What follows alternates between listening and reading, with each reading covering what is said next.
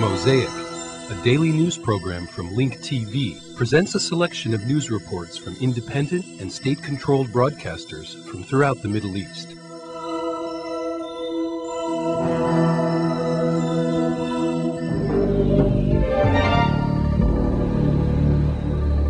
A massive explosion shook central Baghdad, killing 3 Iraqis and wounding 10 others, including 3 members of the National Guard. Fighting erupted between the U.S. forces and Iraqi gunmen in Duriya, northern Baghdad. 2 Egyptian communication engineers were kidnapped in Baghdad.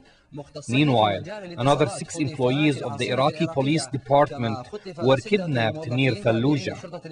Mortar shells were fired at the Italian embassy in Baghdad, and the U.S. forces raided Sadr city in eastern Baghdad, killing an Iraqi and wounding dozens of others. In Iraq, hostage-taking, whether for political or criminal reasons, is now becoming the norm. 8 employees of a communications company, including 2 Egyptians working for the Iraqna telecom company, were kidnapped in Baghdad.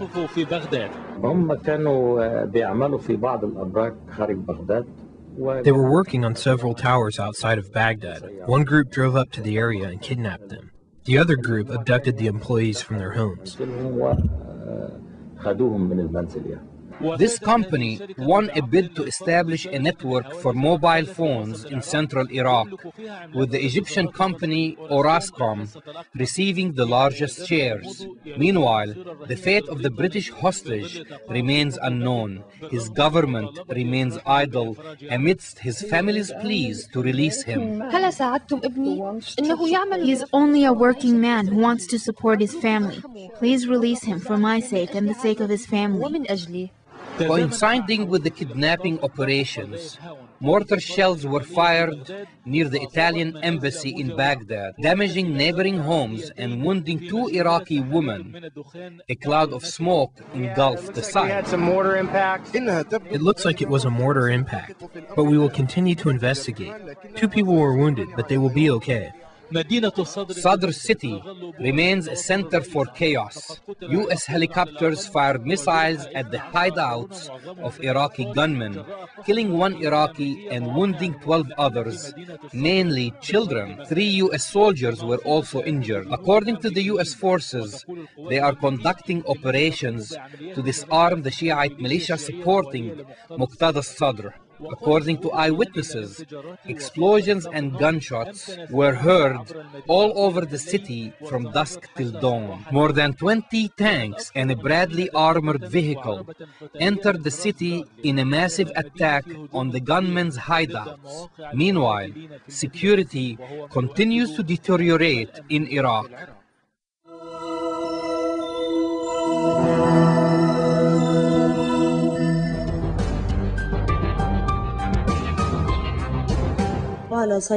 Turning to the hostage crisis in Iraq, the Italian government is doubting news about the killing of 2 female Italian hostages by an Iraqi group calling itself the Jihad organization. Meanwhile, the British government refused to negotiate with kidnappers of British hostage Kenneth Beagley, who called on Prime Minister Tony Blair to intervene in order to save his life. Meanwhile, Christian and Muslim groups in Liverpool, England, renewed their appeal to the kidnappers to release the British hostage. Italy monitors and Britain rejects. This is how it appears both countries are dealing with the developments of the 2 kidnapped Italians and Britain in Iraq. The Italian government, which supports the United States, doubted a statement published on the internet website by a group that calls itself the Jihad organization, which announced that it killed the 2 female Italian hostages that they kidnapped more than 2 weeks ago. The statement said that the 2 women were killed because Rome did not withdraw its forces from Iraq. What supports the Italian government's claim is the fact that the kidnappers did not show a video of the killing of the 2 hostages, which usually happens in similar situations. An official from the Italian embassy in Baghdad called on people to be hesitant about such information. situation.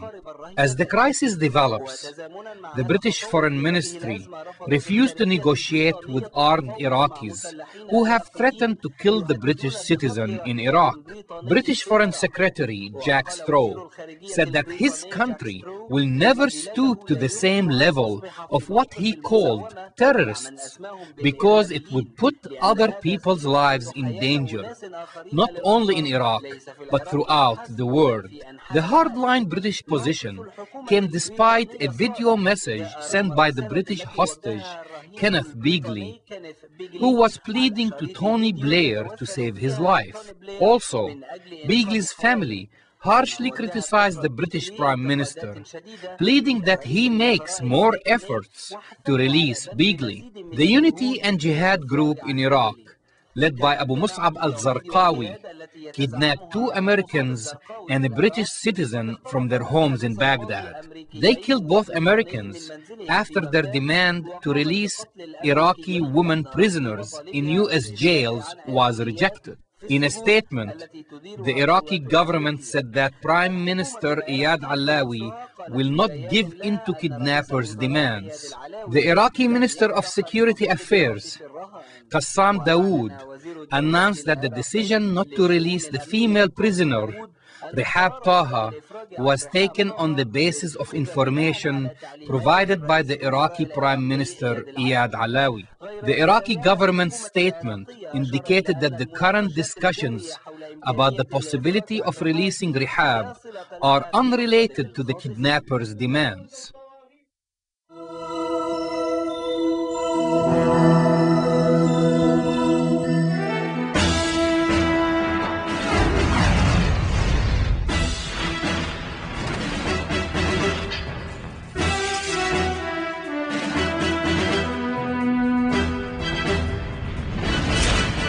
Iraqi Prime Minister Iyad Allawi gave a rare address to a joint session of the U.S. Congress on Thursday, vowing that Iraqi elections will go ahead in January as planned.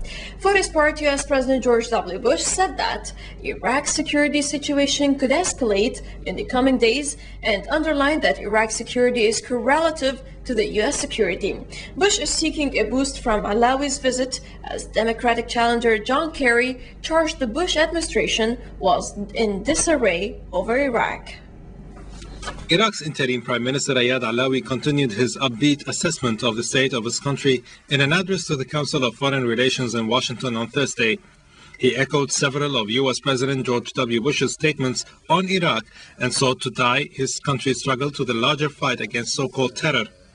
Allawi pledged that elections would go through on time in January because, he added, the Iraqi people want them.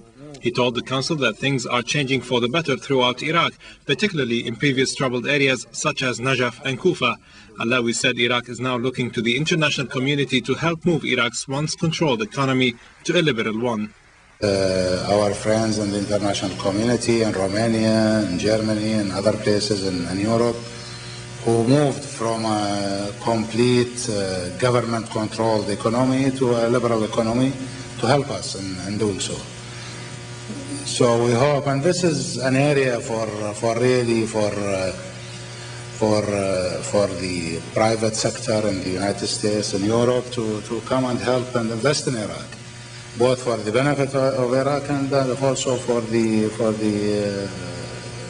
good of the communities in Europe and the United States. For his part, Bush said he expects violence in Iraq to escalate as the country moves towards elections in January.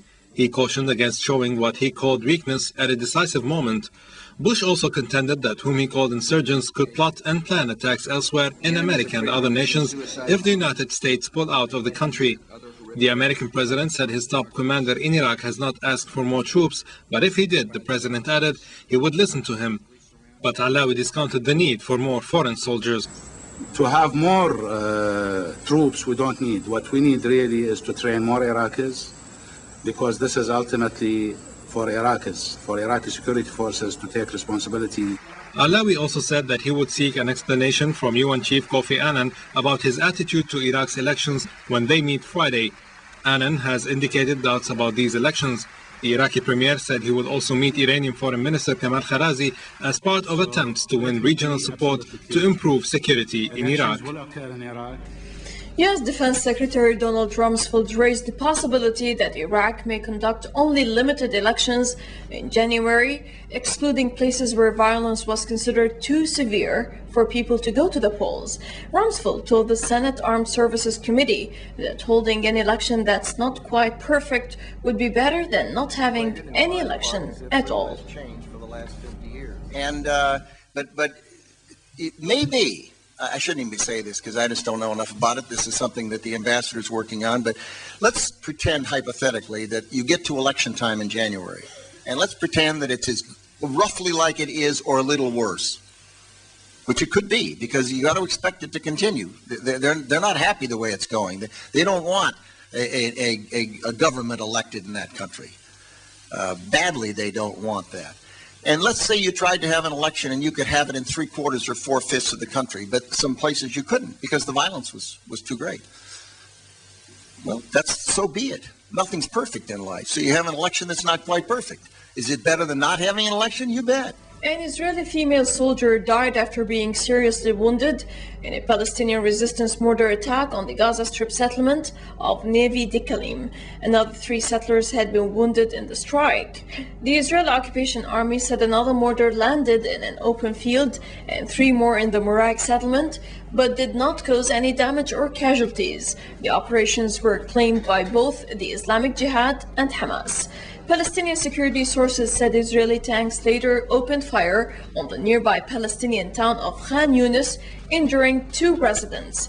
On Thursday, 3 Israeli soldiers were killed in a resistance operation against Muraik settlement. Meanwhile, security was tightened as Israelis began preparations for the holiest day of the Jewish year, Yom Kippur. Khalid Batsh, an Islamic Jihad leader, said the recent successful operations against the Israeli occupation will pave the way for more resistance acts, which are weakening the morale of the occupier. We see this as a tremendous and important achievement for the resistance. I think it will push for more operations and will boost the self-confidence that the resistance regained after successfully infiltrating the settlement and carrying out the French Hill operation. This will greatly affect the Zionist community and will weaken the morale of the occupation army and the settlers. They have to seriously think about leaving because until now they have no place with us. Meanwhile, Israeli troops detained 4 Palestinians, including a 15-year-old boy, claiming he was planning a bomb attack north of lands occupied in 1948. The Israeli sources said the Palestinians were planning to send the teenager off with a 7-kilo bomb to Afula, a town just to the north of the West Bank. In the Beit Awa town of Nablus, around 50 Palestinians were injured during protests against the internationally condemned separation wall. The protesters were hit by Israeli gunfire as they tried to stop the construction work on their territory.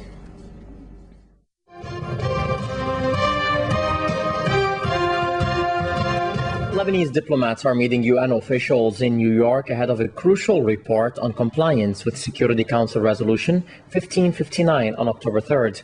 Sources said officials taking part in General Assembly meetings will tell Secretary General Kofi Annan tonight Lebanon cannot reverse the extension of President Emil Lahoud's mandate, but made progress in a redeployment of Syrian troops. They stressed Syria's presence is governed by bilateral agreements and that Hezbollah's arms are only pointed at Israeli troops occupying the Shabab farms. On Thursday, a Syrian military convoy of around 65 armored vehicles loaded with equipment and buses carrying soldiers crossed the eastern border into Syria. Some Syrian troops deployed in Damour town south of the capital withdrew from their positions. Lebanese officials Tuesday announced some of Syria's approximately 17,000 troops would leave positions near the capital over the next several days. Resolution 1559 demanded a full pullout. The redeployment involved some 3,000 soldiers. In New York, Secretary of State Colin Powell said he believed Syria has adopted a helpful attitude in addressing U.S. concerns about meeting UN calls to withdraw troops and patrolling its border with Iraq. Sarah Khouri has a story. A day after holding what he termed positive talks with Syrian Foreign Minister Farouk al-Shadr on the sidelines of the annual session of the UN General Assembly, Powell said he had been encouraged by Damascus's response. Powell told reporters in New York, where he is attending the General Assembly meeting, that Washington based on his conversation with Shatter the previous day and recent talks in Damascus between President Bashar al-Assad and senior U.S.